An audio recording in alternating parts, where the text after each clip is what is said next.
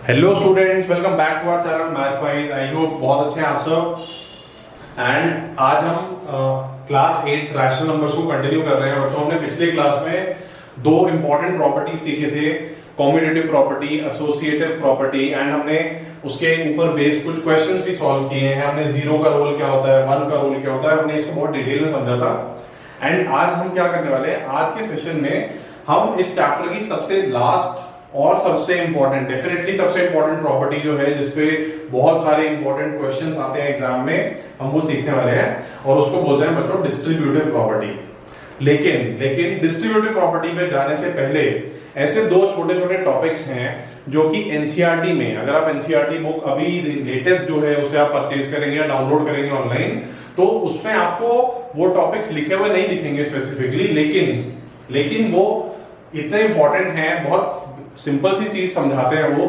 And काफी सारे schools में एक्सपेक्टेड है कि उसपे 1 मार्क का 2 मार्क का कुछ क्वेश्चन आ सकता है। ओके, एंड ये दोनों ही जो कॉन्सेप्ट हम क्विकली अब रिकैप करने वाले हैं, ये आप पढ़ चुके हैं क्लास 7 तक। ओके, तो विदाउट एनी फर्दर डिले हम स्टार्ट करते हैं, इसको क्विकली रिकैप करेंगे। बच्चों, ये क्या चीजें हैं, हमें लास्ट टाइम के सेशन से याद होगा, हमने एडिटिव आइडेंटिटी और मल्टीप्लिकेटिव आइडेंटिटी पढ़ा था। ओके, तो आज हम सबसे पहले क्या करने वाले हैं, हम रिकैप करेंगे बच्चों एडिटिव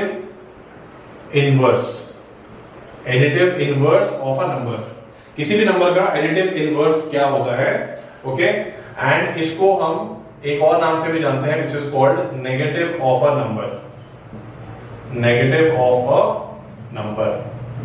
ओके, तो बच्चों ये जो हमने इसका सेकंड वाला नाम लिखा है नेगेटिव ऑफ अ नंबर, वहां से तो समझ में आ रहा है कि शायद कुछ नेगेटिव होगा, माइनस में वैल्यू होगी, ऐसा कुछ है। लेकिन एडिटिव इनवर्स का मतलब क्या है? Inverse is basically opposite. Inverse हम वर्ड यूज करते हैं ऑपोजिट को दिखाने के लिए, ऑपोजिट को रिप्रेजेंट करने के लिए। तो इसका मतलब क्या है कि अगर आपके सामने कोई पॉजिटिव नंबर लिखा है 2, तो उसका एडिटिव इनवर्स क्या होगा? एग्जैक्टली आप उसका साइन चेंज कर देंगे -2, तो वो बन जाएगा उसका एडिटिव इनवर्स। ओके, एंड अगर ये नंबर खुद नेगेटिव है लाइक -1, तो इसका एडिटिव इनवर्स क्या होगा? आप साइन चेंज कर देंगे, इट विल बिकम +1। तो सिंपल सा लॉजिक है, अगर आपके पास एक पॉजिटिव नंबर है, आप उसका साइन चेंज कर देंगे, नेगेटिव बन जाएगा, एंड इसको बोलेंगे हम एडिटिव इनवर्स। नेगेटिव नंबर है, साइन चेंज करके पॉजिटिव बना देंगे, क्या होगा? वो उसका एडिटिव इनवर्स आ जाएगा। अब इन दोनों में एक खास बात क्या है बच्चों, कि इस नंबर को और इसके एडिटिव इनवर्स को जब आप ऐड करोगे तो आपका आंसर क्या आएगा? 0, बिकॉज ये दोनों आपस में कैंसिल हो जाएंगे। सिमिलरली अगर आप -1 और 1 को ऐड करोगे तो भी आपका आंसर क्या आएगा? आंसर आएगा 0।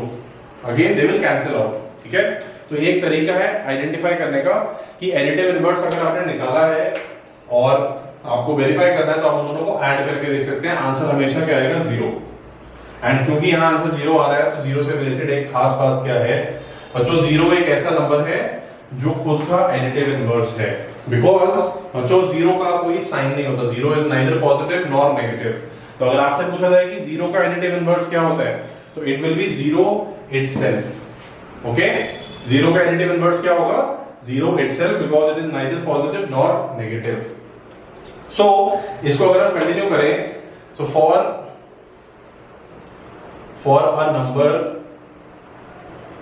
अ नंबर x, मान लेते हैं नंबर x है, एडिटिव इनवर्स क्या होता है? Additive inverse will be -x, and इनकी प्रॉपर्टी क्या है कि x और -x को जब ऐड करेंगे तो हमेशा 0 आएगा, राइट? एंड क्विकली बस हमने इसको रिकैप कर लिया, ऑल्दो बुक से इसको हटा दिया गया है, बट स्टिल एग्जाम में क्वेश्चंस आ सकते हैं, बिकॉज ये ऐसा कुछ नहीं है कि जो हमारे टॉपिक्स एग्जिस्टिंग टॉपिक्स हैं उससे कनेक्टेड नहीं है। ओके, ये काफी अच्छे से कनेक्टेड है, पूछा भी जा सकता है। ओके, एंड अगर आप इसका एग्जांपल्स कुछ समझना चाहो तो हम यहाँ पे भी आपको 2-3 एग्जांपल्स बता सकते हैं। फॉर एग्जांपल अगर आप लेंगे एक नंबर 1/3 रैशनल नंबर है, तो बच्चों इसका एडिटिव इनवर्स क्या होगा? इसका एडिटिव इनवर्स होगा -1/3। ओके, -1/3। अगर आपके पास एक नंबर है -2/5, इसका एडिटिव इनवर्स बताना है, तो इसका एडिटिव इनवर्स क्या आएगा बच्चों? It will B +2/5।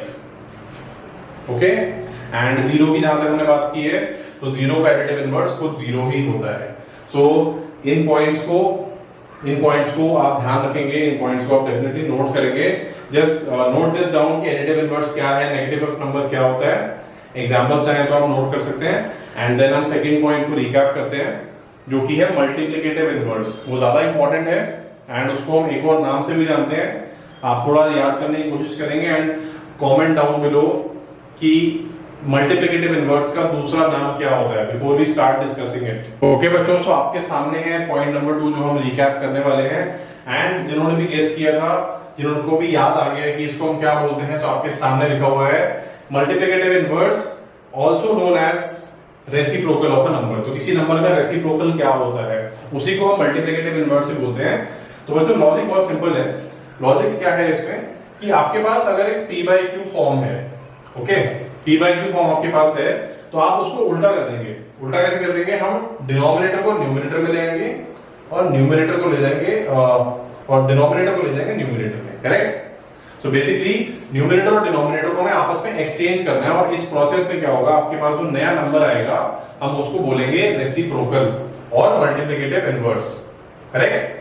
तो आप इसको करेंगे कैसे? छोटे छोटे नंबर्स का एग्जांपल लेके समझते हैं। पहले एक इंटीजर ले लेते हैं, लेट्स से 5, ओके? तो जो हमारे पास क्या है 5, और 5 को अगर आप p बाई क्यू फॉर्म में लिखना चाहेंगे तो ये क्या होगा 5/1। आई होप ये बात सबको क्लियर है। तो इसका रेसिप्रोकल बनाने के लिए क्या करना है बच्चों में, अगर हम इसका रेसिप्रोकल लिखेंगे तो रेसिप्रोकल कुछ ऐसा दिखाई देगा। 5/1 हमारा ओरिजिनल नंबर है, न्यूमरेटर डिनोमिनेटर को एक्सचेंज कर देंगे तो 1 ऊपर आ जाएगा, 5 नीचे आ जाएगा।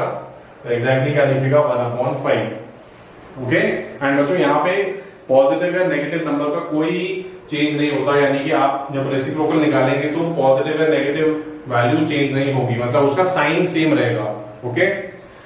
कहने का मतलब ये है, लेट्स से आपके पास एक नंबर है -2/3, ओके? तो यहाँ पे तो एक वेरिएबल डिफाइंड आपको दिख रहा है, p बाई क्यू फॉर्म क्या है, तो ऊपर -2 है, नीचे 3 है। तो आप क्या करेंगे, 3 को ले जाएंगे ऊपर एंड -2 को ले जाएंगे नीचे, ओके? एंड बच्चों आप जानते हैं कि p बाई क्यू फॉर्म में रैशनल नंबर्स में जो नेगेटिव साइन है, नेगेटिव साइन को हम जनरली ऊपर लिखते हैं। वो क्या दिखाता है कि नेगेटिव वैल्यू पूरा रैशनल नंबर है। ऐसा नहीं कि डिनोमिनेटर अकेला नेगेटिव है या न्यूमरेटर अकेला नेगेटिव है।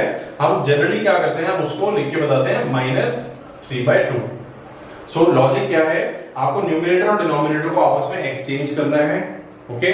और ऐसा करने के बाद जो नया नंबर आएगा उसको क्या बोलेंगे हम, reciprocal of the number, okay? So reciprocal basically अगर आप समझेंगे तो एग्जांपल्स आपको आई होप ये दोनों क्लियर हो गए हैं। सो किसी भी नंबर के लिए जो उसका रेसिप्रोकल है वो क्या होता है, तो इसको अपने नोट्स में आप ऐसे ध्यान से लिखेंगे। For any number x, for any number x multiplicative inverse, अभी शॉर्ट में लिखा है MI बच्चों, मल्टीप्लिकेटिव इनवर्स है ये, this is not something else, Mumbai Indians या कुछ ऐसा नहीं है। मल्टीप्लिकेटिव इनवर्स और रेसिप्रोकल, मल्टीप्लिकेटिव इनवर्स और रेसिप्रोकल इज बेसिकली 1/x, ठीक है? x को बच्चों उल्टा कर देंगे, क्या हो जाएगा 1/x। एंड यहाँ एक इंपॉर्टेंट प्रॉपर्टी लगती है आपस में कि अगर आप एक नंबर को और उसके मल्टीप्लिकेटिव इनवर्स को आपस में मल्टीप्लाई करते हैं तो आपका आंसर हमेशा क्या आता है 1, और ये चेक करने का तरीका भी है, ओके? सो यहाँ पे मल्टीप्लिकेटिव इनवर्स आई होप आपको समझ में आया। लेकिन बच्चों यहाँ ध्यान रखेंगे, मल्टीप्लिकेटिव इनवर्स आप किसी भी नंबर का निकाल सकते हो एक्सेप्ट 1 नंबर। एक ऐसा नंबर है जिसका मल्टीप्लिकेटिव इनवर्स नहीं आ सकता और वो नंबर है 0, okay? For any number x, यहां पे आप लिख लेंगे एक्सेप्ट 0 का मल्टीप्लिकेटिव इनवर्स बच्चों नहीं होता है, बिकॉज अगर आप 0 के लिए सेम प्रोसेस करेंगे तो वो बन जाएगा 1/0। एंड हमने पहले भी बात की है इसमें कि डिनोमिनेटर में कभी भी 0 नहीं आना चाहिए, बिकॉज वो नंबर डिफाइंड नहीं होता, ओके? वो नंबर डिफाइंड नहीं होता because 0 can not divide any number, 0 से डिवीजन करना पॉसिबल नहीं है, ओके? तो मल्टीप्लिकेटिव इनवर्स का आई होप मतलब समझ में आ गया आपको क्या है। चाहे तो एक दो एग्जांपल्स दे सकते हैं, ओके? तो यहाँ पे हम नंबर लिखेंगे, फॉर एग्जांपल नंबर ले रहे हैं हम 4/5, यहाँ पे हम नंबर ले रहे हैं -3/7, और यहाँ पे बच्चों में लिखना है उनका मल्टीप्लिकेटिव इनवर्स। तो बहुत सिंपल सा लॉजिक है, 4/5 इसको रेसिप्रोकल कर देंगे तो क्या हो जाएगा 5/4, इसको करेंगे तो क्या आएगा -7/3। ओके, एंड अगर आप चाहें तो आप इन दोनों को मल्टीप्लाई करके भी देख सकते हैं आपस में। इन दोनों को मल्टीप्लाई करेंगे आपका आंसर हमेशा 1 आएगा, इन दोनों को मल्टीप्लाई करेंगे आपका आंसर 1 आएगा। ओके, एंड ये आपको वेरीफाई करने का तरीका भी मिल गया कि किसी भी नंबर और उसके मल्टीप्लिकेटिव इनवर्स को कैसे हम आइडेंटिफाई करते हैं। ओके, तो बच्चों ये दोनों बहुत इंपॉर्टेंट पॉइंट्स थे, दैट्स व्हाई हमने इनको रिकैप किया है, इनके बारे में थोड़ा सा डिस्कशन किया है हमने। एंड अब चलते हैं अपने सेशन के फर्स्ट टॉपिक पे जो हमें सीखना है, that is distributive property. Okay बच्चों, अभी हम आ गए हैं अपने फर्स्ट टॉपिक पे जो हमें आज के सेशन में कवर करना है, आज के सेशन में समझना है, and that is distributive property. And no doubt ये सबसे इंपॉर्टेंट प्रॉपर्टी है, this is the most important property for rational numbers, and इस पे बेस्ड क्वेश्चंस भी बहुत सारे डिफरेंट आते हैं एग्जाम्स में। तो पहले समझते हैं है क्या बच्चों। हमने अब तक काफी सारी प्रॉपर्टी सीखी है, लाइक क्लोजर, कॉम्यूटेटिव, एसोसिएटिव। तो डिस्ट्रीब्यूटिव प्रॉपर्टी कैसे अलग है उन सबसे। यहाँ पे आपको दो ऑपरेशंस एक साथ में मिलेंगे। दैट मीन्स अभी तक हमने जितनी प्रॉपर्टी सीखी है वहां पे या तो एडिशन हो रहा होता है नंबर्स के बीच में या मल्टीप्लिकेशन हो रहा होता है, यहाँ पे आपको दोनों साथ में मिलेंगे। कैसे, जैसे हम एक एग्जांपल लेते हैं, एंड वन मोर थिंग, यहाँ पे आपको देखने को मिलेंगे ब्रैकेट्स। यहाँ पे आपको ब्रैकेट्स देखने को मिलेंगे जिससे आप आइडेंटिफाई कर पाओगे कि ये प्रॉपर्टी यूज करनी है। ओके, सो एग्जाम्पल लेते हैं पहले समझने के लिए। फॉर एग्जाम्पल हमारे पास कुछ ऐसा है number 3 multiplied with bracket 5 + 4। Okay, 3 multiplied bye bracket 5 + 4। तो ये प्रॉपर्टी क्या बोलता है बच्चों की अगर किसी भी ब्रैकेट के बाहर एक नंबर मल्टीप्लाई हो रहा है तो वो उस ब्रैकेट के अंदर आने वाले सारे नंबर से इंडिविजुअली मल्टीप्लाई होता है। For example this 3 is multiplied by 5, also it's multiplied by 4। तो इसको बोल रहे हैं डिस्ट्रीब्यूट करना, यानी कि आपको यहाँ पे 3 को डिस्ट्रीब्यूट करना है इन दोनों के साथ, इन दोनों के साथ में मल्टीप्लाई करना है। जनरली सबसे कॉमन मिस्टेक क्या करते हैं बच्चे मैथ्स में कि वहां देखिएगा 3 मल्टीप्लाइड बाय ब्रैकेट 5 + 4, तो ब्रैकेट को भूल जाएंगे, सबसे पहले वो 3 और 5 को मल्टीप्लाई कर देंगे और 4 को ऐड कर देंगे। ये सबसे कॉमन मिस्टेक है। तो समझेंगे क्या नहीं करना है हमें। सबसे पहले ब्रैकेट अगर दिख रहा है तो ब्रैकेट में बच्चों आपको इस नंबर को डिस्ट्रीब्यूट करना है। अगर यहाँ पे 2 की जगह 3 नंबर होंगे तो आप तीनों में डिस्ट्रीब्यूट करेंगे, मतलब आप तीनों से मल्टीप्लाई करेंगे। तो क्या होगा, अब ब्रैकेट ओपन करने के बाद बच्चों 3 पहले 5 से मल्टीप्लाई होगा, तो 3 मल्टीप्लाइड बाय 5। ओके, इसके बाद ये क्या है प्लस का साइन, तो प्लस का साइन यहाँ पे एज इट इज लिख देंगे। एंड देन 3 मल्टीप्लाइड बाय 4, क्योंकि हमें दोनों के साथ मल्टीप्लाई करना था, डिस्ट्रीब्यूट करना था, so it will be 3 multiplied by 4। Okay, so बच्चों आंसर क्या आएगा इसका, ये हो गया 3 मल्टीप्लाइड बाय 5, 15 + 12 विच इज 27। तो ये हमने आपको बेसिक प्रोसेस बताया कि डिस्ट्रीब्यूटिव प्रॉपर्टी क्या कहती है। तो डिस्ट्रीब्यूटिव प्रॉपर्टी ये कहती है कि अगर ब्रैकेट के बाहर कोई नंबर मल्टीप्लाई हो रहा है तो ब्रैकेट के अंदर आने वाले सारे नंबर्स को डिस्ट्रीब्यूट करके आप आंसर निकालेंगे, मतलब उस ब्रैकेट के अंदर आने वाली सारी वैल्यूज से आप इसको 1 by 1 ऐसे मल्टीप्लाई करेंगे, राइट। एंड यहाँ पे आपको ब्रैकेट के अंदर बच्चों प्लस साइन भी दिख सकता है और माइनस साइन भी दिख सकता है।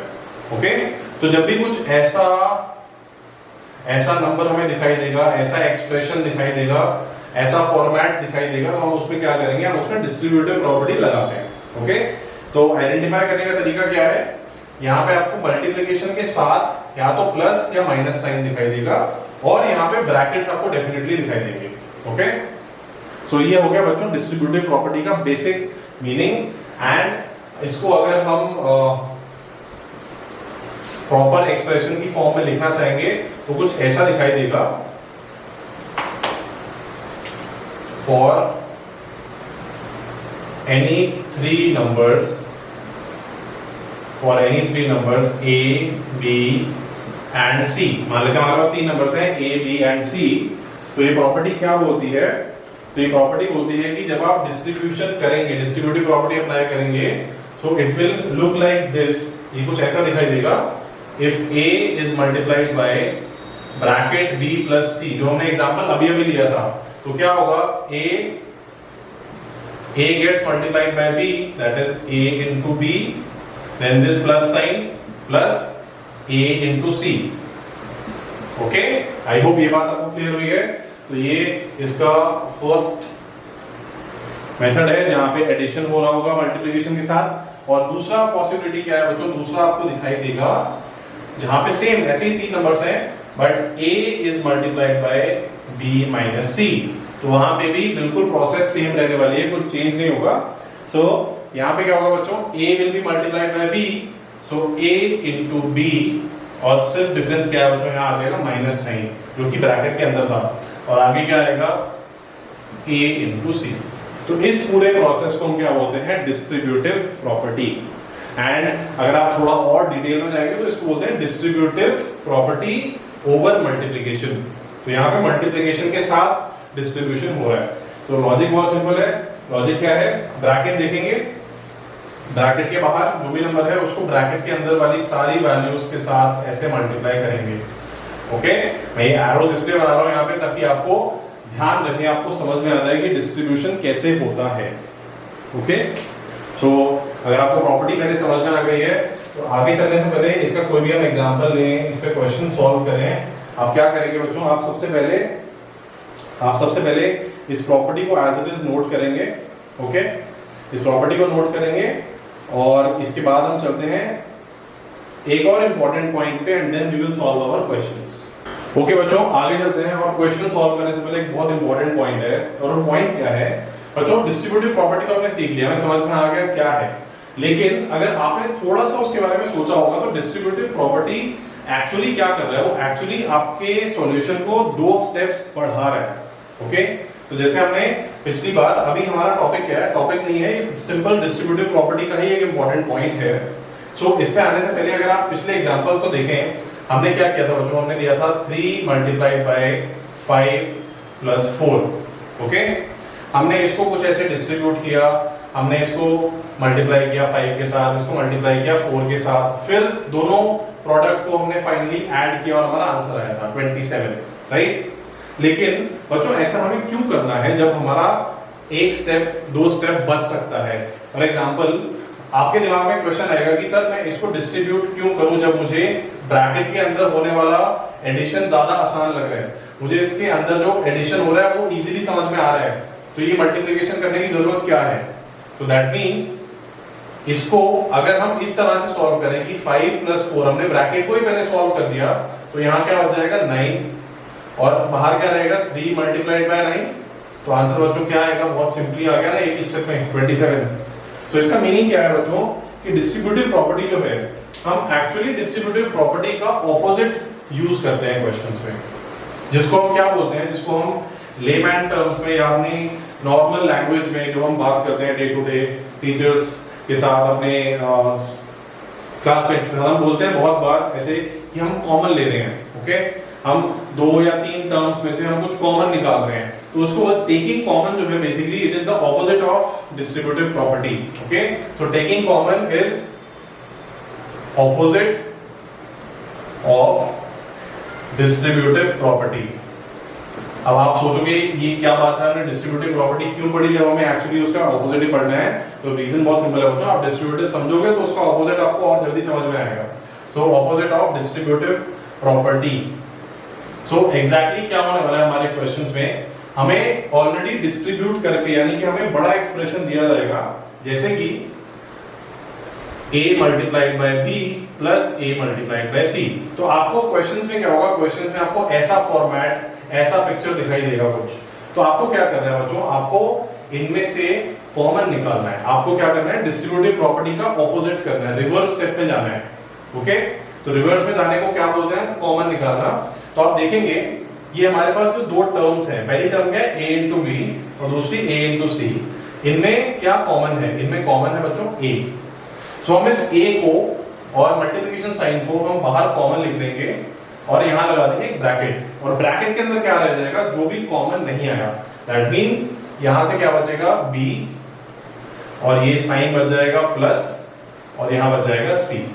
ओके, तो अगर आप ध्यान से देखो तो पिछली बार के केस में हमने जो भी किया था, हमने ऐसे डिस्ट्रीब्यूशन किया था, अभी हमने उसको रिवर्स कर दिया।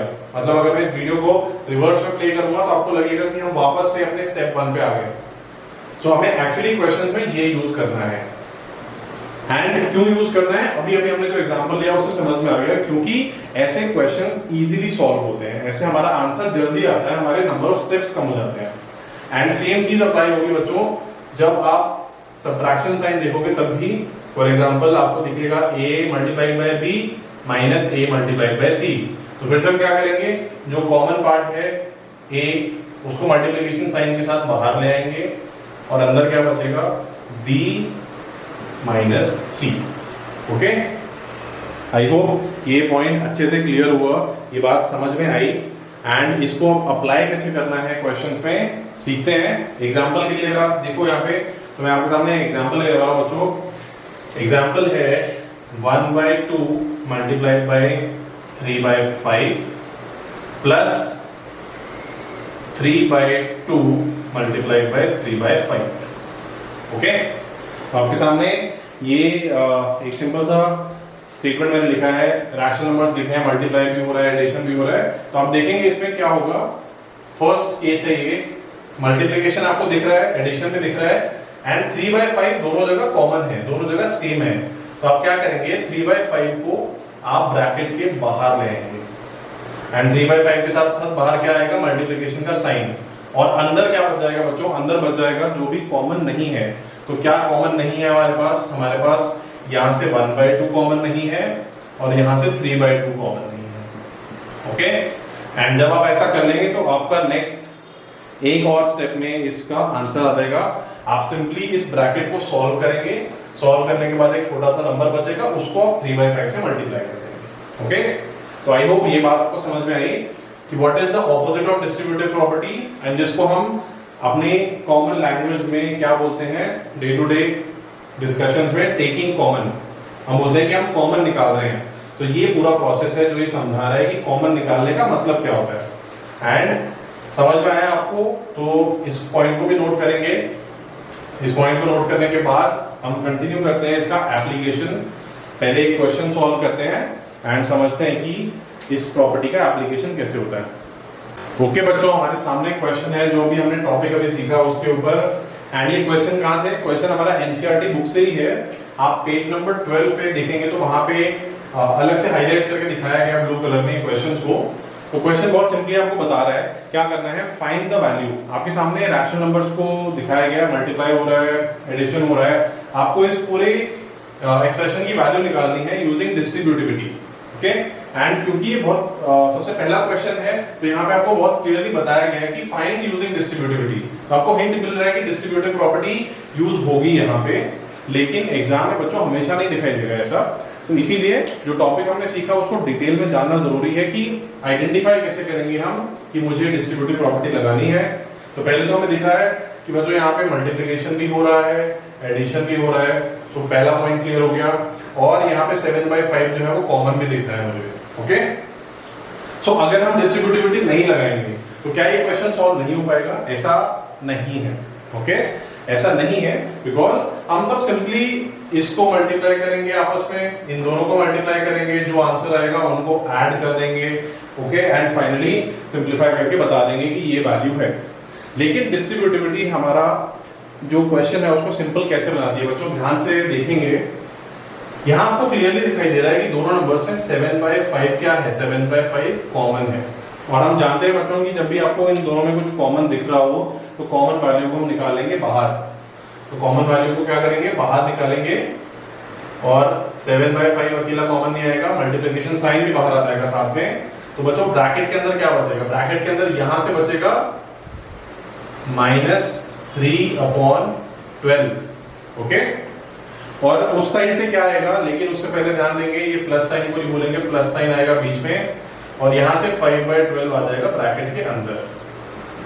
ओके, तो सबसे पहले क्वेश्चन आसान कैसे हुआ, बिल्कुल हम देख सकते हैं इतना बड़ा पिक्चर जो था, इतना बड़ा क्वेश्चन हमारे सामने था, वो अभी कितना छोटा हो गया है। ओके, एक तो क्वेश्चन देखने में छोटा लग रहा है, तो वैसे ही समझ में आ रहा है कि हाँ इजी हो गया थोड़ा। नाउ ब्रैकेट को पहले सॉल्व करते हैं बच्चों। ब्रैकेट में आप ध्यान से देखो, अंदर दोनों का डिनोमिनेटर क्या है, 12। इसका मतलब एलसीएम लेने की जरूरत नहीं है, एलसीएम नहीं लेना। तो क्या करेंगे, सिंपली इन दोनों को ऐड कर देंगे। तो बच्चों ऐड करने के लिए क्या होगा, एलसीएम 12 भी आ जाएगा और ऊपर रहेगा -3 + 5। ओके, आई होप ये वाला पॉइंट क्लियर हुआ कि यहाँ पे क्या हो रहा है, -3 + 5, और इनको जब आप फाइनली ऐड करेंगे बच्चों तो क्या आएगा, 7/5 मल्टीप्लाइड विद -3 और 5 को ऐड करेंगे तो क्या बचेगा, 2/12, एंड 2/12 भी सिंप्लीफाई हो रहा है, आपस में कैंसिल हो रहे हैं। सो दैट मीन्स अभी मुझे फाइनली अपना आंसर लिखने के लिए क्या करना है, 7/5 को मल्टीप्लाई करना है 1/6 के साथ, जो कि बहुत इजी है। ओके, 7 × 1 7, 5 × 6 30। सो आंसर क्या आएगा बच्चों, 7/30। एंड 7/30 आपका आंसर तब भी आता जब आप ये प्रॉपर्टी अप्लाई नहीं करते, यानी कि अगर आप कॉमन नहीं लेते, लेकिन उसमें आपको मेहनत ज्यादा करनी पड़ेगी, उसमें आपके नंबर ऑफ स्टेप्स बहुत बढ़ जाएंगे, कैलकुलेशन ज्यादा इंटेंस होगी, बड़े नंबर्स आएंगे, तो वहां पे मिस्टेक करने के चांसेस बढ़ जाते हैं।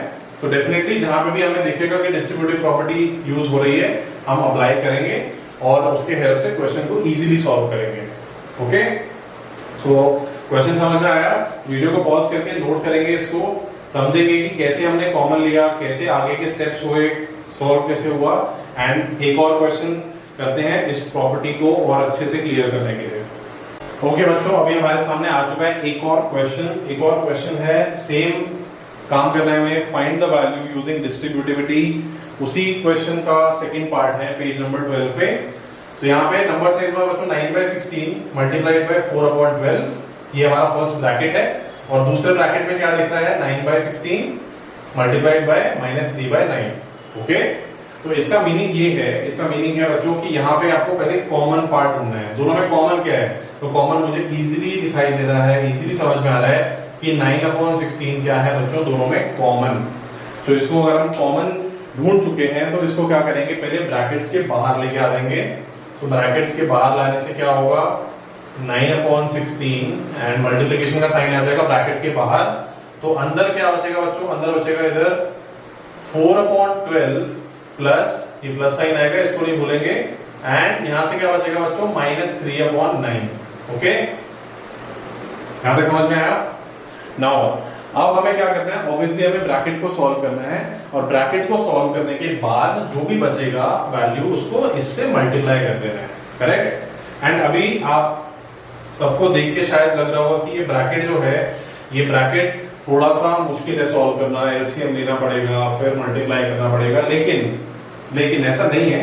सबसे पहले क्या करेंगे बच्चों, ये जो नंबर्स है 4/12, 3/9, ध्यान से देखेंगे तो ये नंबर्स अभी सिंप्लीफाई हो सकते हैं आपस में। ओके, तो कुछ भी करने से पहले एलसीएम लेना, ऐड करना, इससे पहले इनको सिंप्लीफाई कर देते हैं।